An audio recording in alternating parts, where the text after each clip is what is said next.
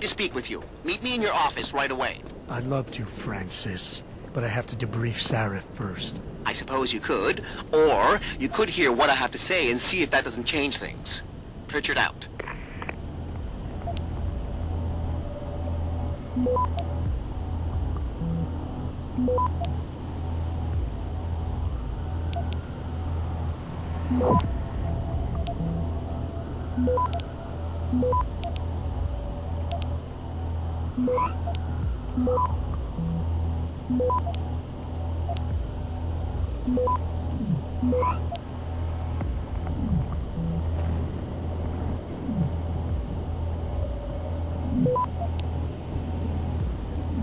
Access granted.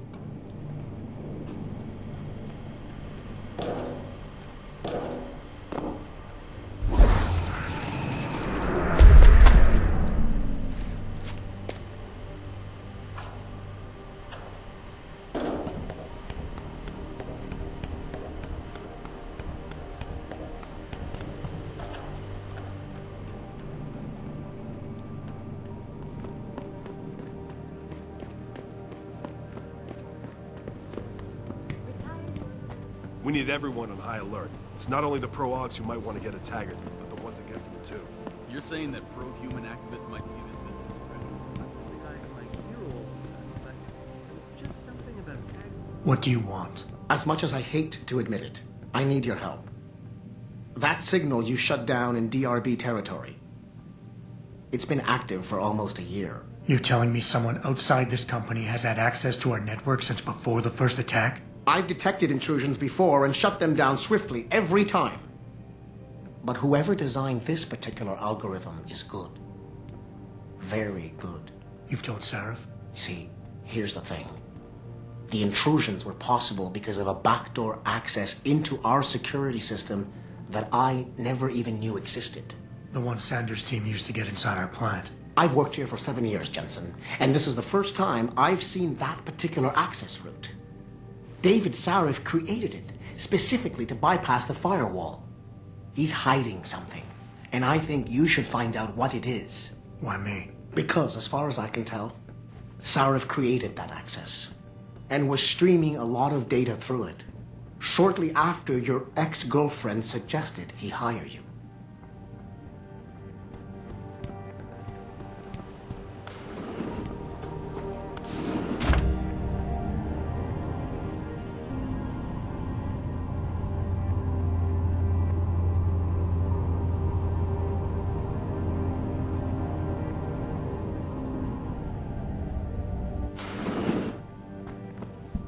Excuse me. Mr. Jensen, isn't it? Sir, you have that charity dinner? In a moment, Isaiah. I was hoping I might run into you, Mr. Jensen. Bill Taggart. The founder of the Humanity Front. I know who you are. Yes. Yes, I imagine you do. As David Sarif's top security man, I imagine you have quite the file on me. But I assure you, Mr. Jensen, I am devastated by recent events. Really? I do not support what you and your company are doing to mankind. I believe it's extremely dangerous. But abolishing human enhancement technologies will only be achieved through legal means. I'll keep that in mind. This is your first day back since the accident 6 months ago, isn't it? Sir, we have to go. What happened to me was no accident. Ah, my mistake.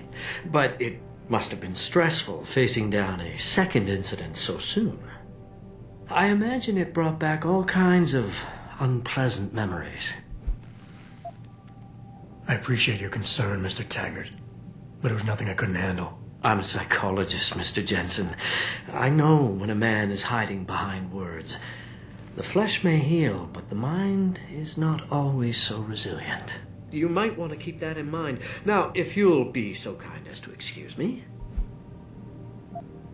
I'm curious about something, Mr. Taggart. What is it you hope to accomplish by coming here tonight? I would think that would be obvious. Your company has been viciously targeted. The violence and bloodshed that's occurred, it must be stopped.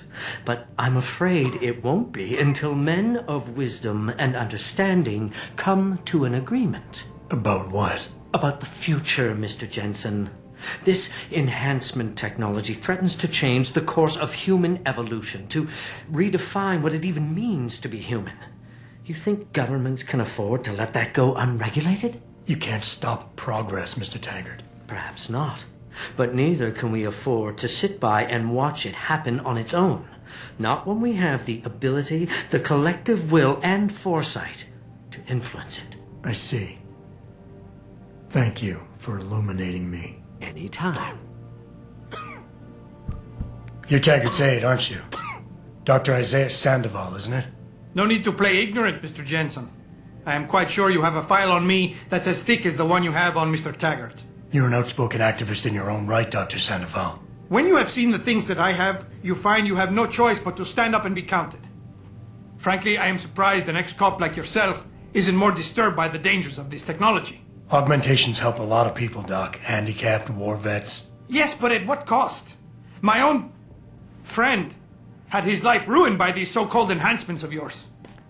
A man much like you who had no choice but to become augmented. Yet once he was... Too much power can make you do terrible things, Mr. Jensen. I suggest you think long and hard on that. I'd like to hear more about your friend, Dr. Sandoval. What exactly did he do? Nothing. Was he injured in the Gulf? He went on a rampage in a shopping mall, if you must know. Hoping to be gunned down by the police, rather than face a lifetime battling augmentation addiction. He was addicted to augments? They don't talk about it in those corporate brochures of yours, do they? Neuroposine dependency, rejection psychosis, any number of physical and psychological ills have resulted from this technology, and yet we rarely hear a word about them. I'm sure the literature is out there. No thanks to the throng of corporate lawyers attempting to stop it. Your friend, did he succeed? Did he suicide by cop? No. Bill Taggart talked him down. Athena, you've been at this company a long time. I hope that's not a comment about my age, Adam. No. But I know nothing gets by you. If Sarif had done something that could compromise us... Mr. Sarif has only the best interests of this company in mind, Adam. I'm not questioning that. Aren't you? I've been here since the beginning. I've seen how he built this up from nothing. He cares for his people. He truly believes what we're doing is important, and he would never do anything to jeopardize it. I shouldn't have brought it up. No, you shouldn't have. Now, if you'll excuse me, I'm busy.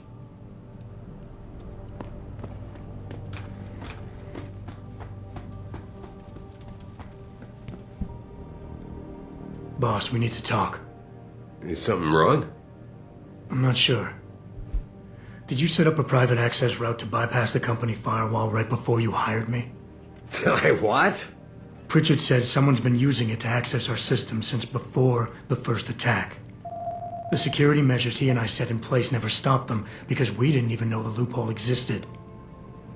Oh, I see. Frank's fixed that, though, right? He has now. But he's wondering why you never mentioned it. Frank's paranoid, Adam. You know that. Can a busy man forget things once in a while? You streamed an awful lot of data through that portal, boss. Right before you brought me on board. Pritchard may be paranoid, but I gotta admit, I'm wondering what was in it too. Yeah, as an ex-cop, I guess you would. But the important thing is you found the hole and plugged it. We're secure now. And the information you uncovered in that FEMA facility may actually help us track these guys. So let's just stay focused on what's important.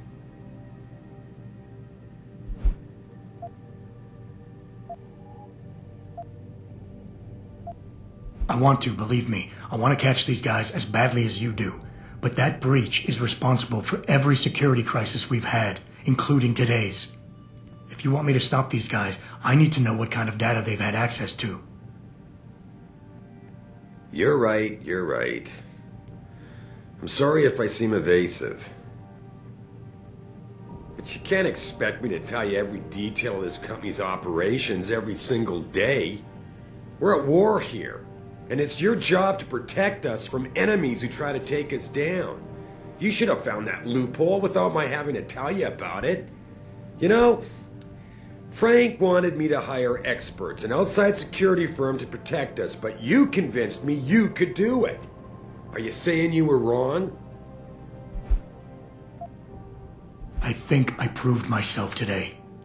And the only reason I'm worried about that loophole right now is because the data you streamed through it could have been accessed, backtraced, and stolen by the men who attacked us.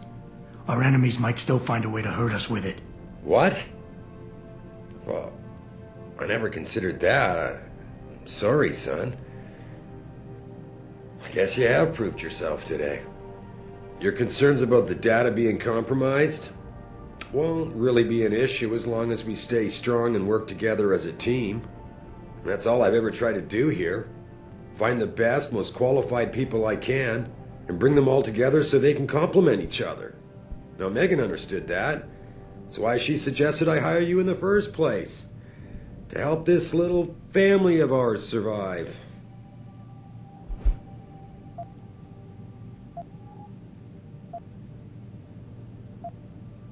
Megan? Boss, what does Megan have to do with any of this? I thought we were discussing a security breach. She doesn't. I mean, not directly. The data you're so nervous about is little more than a bunch of routine, fact-finding reports, the kind of stuff I deal with every day. Megan pointed me in a direction and I followed up on it, that's all. And now that I've shared this much with you, I have to ask how your knowing the fine details will keep the rest of us any more secure. Can't you trust me to take care of things from here? I would like nothing better than to trust you with this, boss. But trust is a two-way street, and the way you've handled this entire conversation so far makes me think that it's you who isn't trusting me. Why, boss? What is it you're so afraid to tell me? Adam, of course I trust you, son. And it's not that I'm afraid to tell you the truth. It's just that, honestly, I'm afraid you'll take it the wrong way. All right. Look, the truth is, I set up a confidential data channel for a private investigator, someone who can run covert background checks on people, potential new recruits, like you. You what? I had to, Adam. You were a liability, remember? You'd just been fired from SWAT. Now, Megan believed in you, but I had to be sure. Look, I don't want this to come between us. I'll send the files to your computer. You can see for yourself what he dug up. But Adam, you'd better be sure. Why? What do you mean? I mean, sometimes the past should stay in the past. Once you see that data, you can't unring the bell. When you're ready, come back and talk to me. We need to discuss our next move. Here, this is for you. It's a corporate passport encoded with your biometrics. I've set up a false flag routing which should get you to Henshaw Island without any problems. You're sending me to China? What about FEMA? FEMA's got nothing to do with this, trust me. We'll have better luck in China. How can you say that? I saw the bastard who killed Megan pulling his men out of that facility. I left one of those men dead in its underground storage bay. I know that, Adam. Frank was monitoring the whole thing. So I also know that before he died, that man gave you an address in China. I want you to check it out. That doesn't make any sense. Look, Adam. There's a reason this company's under attack. You think it has to do with the Typhoon or with some other top-secret military project that I haven't told you about? The thought had crossed my mind. Yeah, well, it doesn't. The work Megan's team was doing before they were killed, it was redefining what it means to be human. This company, Seraph Industries, was about to lead mankind to its next stage in human development. Self-controlled evolution. Can't you see how scary that can be to some people? Sure. I also see how lucrative it can be for some others. It's never been about money for me, Adam. But you're right. There are people out there who don't exactly feel the same. Like who? I'm hoping you'll be able to find that answer for us in China. So get going. Farida's prepping the chopper.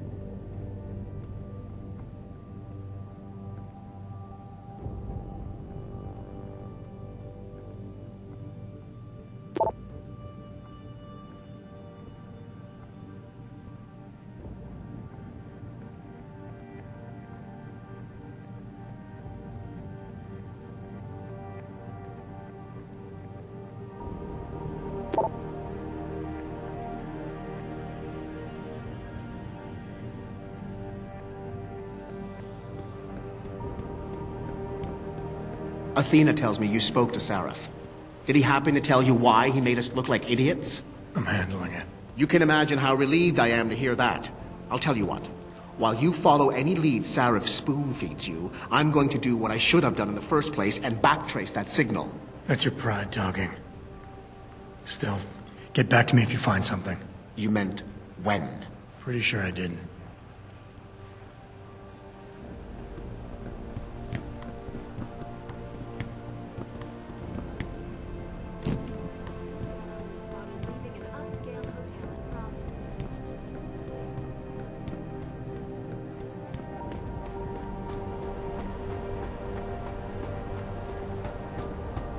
Hey, Jensen. The boss said you were on your way. You're gonna love Hangsha. You've been there? Used to live there. I spent 3, maybe 4 years working in the upper city, and most of my nights having fun in the lower one. You ready to go? I thought I was. How long is this gonna take, Malik? You mean the flight or the fun afterward? Don't worry, we'll be there before you know it. Climb in.